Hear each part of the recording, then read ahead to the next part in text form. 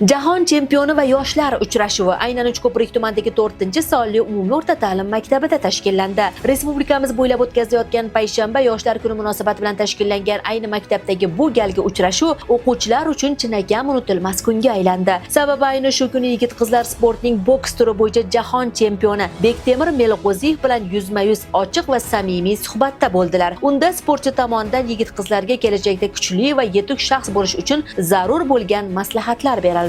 Bu 4-maktabga ko'p tashrif bo'lib turadi.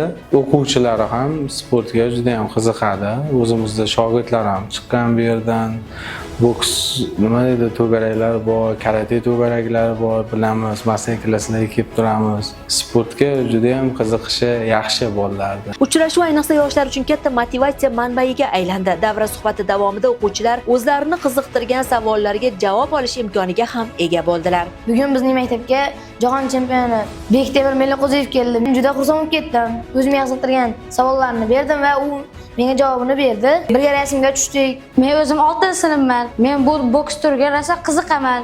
Jahon chempionini ko'rib rosa ham xursand bo'lib ketdim. Aynan o'quvchi yoshlarni sportga keng jalb qilish, sportsevar yigit-qizlarni esa jahon arenalariga chiqadigan kuchli sportchi deb tarbiyalash va ayni yo'nalishda ularga chinakam ishonch, kuch va shijoat ulashga qaratilgan uchrashuv davomida ayni maktabda tashkillangan sport to'garaklari faoliyati ham aynan jahon chempioni tomonidan alohida e'tirof etildi.